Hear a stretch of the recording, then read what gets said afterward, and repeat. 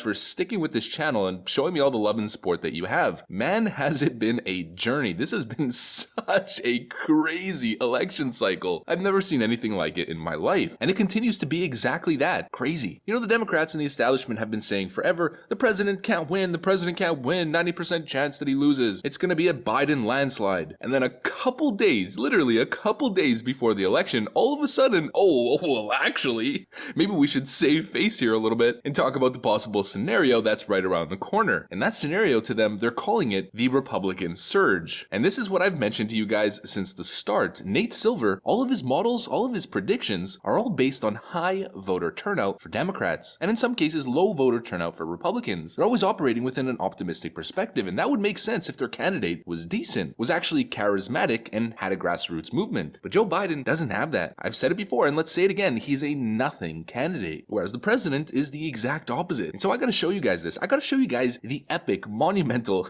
hilarious, frankly, backtrack that's happening from pollsters like Nate Silver, the media, predictions from Trafalgar and other groups, and of course, betting predictions that are starting to shift. People are starting to see what we've been pointing out on this channel for a really long time. The path to victory is wide open for the current president. So we're going to get into all of it, but before we do, please consider subscribing and hitting the notification bell to be notified every single time I post a new video, since this channel, The Liberal Hive Mind, is still shadow banned on the YouTube algorithm, and videos are not being sent out to non-subscribers. It's been 2 weeks.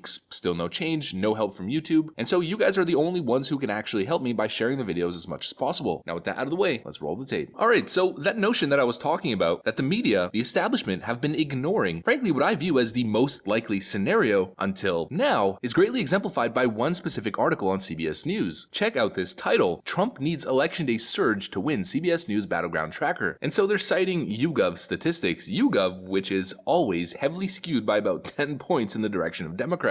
Look at the numbers that they're finally analyzing, stuff that we've been talking about for nearly a month at this point. Out of national likely voters, 66% of Biden supporters have already voted, as opposed to 32% of Trump supporters. 27% of Biden supporters have not voted and will vote on November 3rd, whereas 69% of Republicans are saying that they will vote on election day. And notice the president's at 101%, maybe that 1% extra that he has right now comes from Joe Biden supporters. This is the Republican surge. They're only talking about it now, which is kind of funny because it's been the backdrop to electoral analysis since basically the start of this whole mail-in ballot fiasco. Across every single poll that we've seen, Democrats are 2 times more likely, a 2-to-1 ratio, to vote by mail or even vote early, which means, do simple math here, in the states that they need to win, they need to have a massive lead going into election day, or of course the Republican surge will overwhelm them beyond belief. And that's just not what we're seeing. You know, Nate Silver puts out this map, a complete joke. Florida's blue. They have less than 100,000 vote lead in Florida right now. And at that 2-to-1 ratio, in what universe will Florida go blue? But this is their map for the Republican surge scenario. 279 Trump, 259 Biden, which again seems quite conservative. If we're talking about a Republican surge here, I think there's a higher likelihood that President Trump wins Wisconsin and Michigan than he wins Pennsylvania. If he wins Pennsylvania, I think he's going to win pretty much the entire Rust Belt. I think he might even win Nevada. It's going to be over 300 electoral votes if that surge pans out. But at this point, I don't think it's a if, I think it's more of a when, and when is November 3rd. Look at what we just saw in Pennsylvania. The estimate that I saw on Tim Pool's YouTube channel is that there was 57,000 people at this venue, and all these joke pollsters are talking about if there's a Republican surge. That Republican surge is coming, and it's coming in the form of a massive red tsunami. Just think about it. I've said this forever. Nate Silver makes his predictions, runs his simulations based on high voter turnout for Democrats and low voter turnout for Republicans, or in some cases even. It's not going to be even, it's going to be lopsided for the GOP. Nate Silver right now has about a 13 to 87% breakdown of the election, where Joe Biden has a near 90% of his election scenarios. But it's interesting because I think that 10 to 13% for Trump is much more likely. Those scenarios are what you can feel happening. Sounds a little bit paradoxical, but the 10% of Trump winning is much more likely based on what I'm seeing. And the narrative is shifting. We've got this story right over here. Las Vegas oddsmaker announces final prediction prediction, Trump electoral landslide is coming. Of course, right back to Robert Cahaley, who we've covered on this channel for a couple weeks now. He was just on Maria Bartiromo's Sunday show, and he stated unequivocally that he believes Donald Trump will win the election. We've got two pollsters who called 2016 make huge prediction. People are going to be shocked. Jim Jordan saying Trump winning margin is going to be so strong it's going to be a no-doubter. And this is where I'm leaning right now. I think the Democrats are about to be completely overwhelmed at the polls on November 3rd. And you know it's a likely scenario. Let's go right back to Nate Silver. Like I told you guys, he's backtracking real hard. I believe the proper way that we could describe it is hedging his bet. I'm not a gambler, so I'm not sure if I use that term properly, but it seems as though somebody who would think that Biden has a 90% chance to win on Tuesday wouldn't all of a sudden be slowly backtracking. He comes out and says this: Joe Biden becomes a quote underdog if he doesn't win Pennsylvania, says Nate Silver. He just released this little op-ed on his site 538. Trump can still win, but the polls would have to be off by way more than 2016. Why is Nate Silver saying that if Pennsylvania goes to Trump, Joe Biden becomes an underdog? That doesn't make any sense considering Nate Silver is releasing maps that's showing Joe Biden at over 400 electoral votes. Why would one state with 20 votes all of a sudden shift everything else over in the president's favor? It's because he knows if PA switches, it means his entire system is bunk. And I really think it is. You know, there's a whole lot of measures. We've covered early voting, the Republican surge, all kinds of different elements. 56% of Americans feel they're better off today than they were under the Obama-Biden administration. The president's job approval is skyrocketing, and probably one of the biggest measures, once again, from a left-wing source, a left-wing pundit, coming out and sounding the alarms. Jake Tapper comes out on Twitter and says, Des Moines Register Iowa poll, Donald Trump takes over lead in Iowa as Joe Biden fades. 48% Trump, 41%. I'm not an expert, but when in electoral history as a candidate won Iowa, which is usually a great predictor for who's going to win the actual election, but when as a candidate won the Des Moines Register Iowa poll by 7 points and then lost the Electoral College. I'm pretty sure that doesn't happen very often, if at all. And Newt Gingrich responded by, my best estimate 2 days before the election is Trump 324 electoral votes, Biden 214. The Des Moines Register poll showing Trump winning Iowa 48-41, and the Democracy Institute poll showing Trump winning the popular vote by 1 and swing states by 5 convinced me this will not be close. And you know, we've been saying this, a lot of people have been saying, if Trump wins and comes through this seemingly insurmountable polling deficit, the media and these phony pollsters need to be out of a job. And we're not the only ones saying it. Even Democrat socialists on Twitter are saying the same thing. Check this out, Victoria Bruce. You know she's a Democrat socialist on Twitter because she's got the rose on her name. It says, if Trump wins, can we get rid of Nate Silver? That would be a silver lining at least. And absolutely, I agree 100%. I'd like to get rid of the legacy media as well while we're at it, because if Trump wins, then once again they've been lying, skewing the narrative, and trying to swing the election this entire time. And I think what I showed you guys in this video is proof of exactly that. They ignored voter registration numbers until like a week and a half ago, and they just seemingly have absolutely no idea what they're talking about. Every time you talk to any liberal when it comes to election analysis or prediction, it's always just the polls, the polls. Oh, look at early voting. Democrats are outperforming Republicans. Yeah, I mean, obviously. Look at the early voting. Democrats have a massive lead. There's no way Trump can win this. Meanwhile, no one ever talks about the ratio of voting on election day and in-person voting between Republicans and Democrats. It's a complete farce. It's phony analysis. I personally think it's election meddling. It's meant to distract you. It's meant to demoralize you, or it's the opposite, and it's meant to pump you up because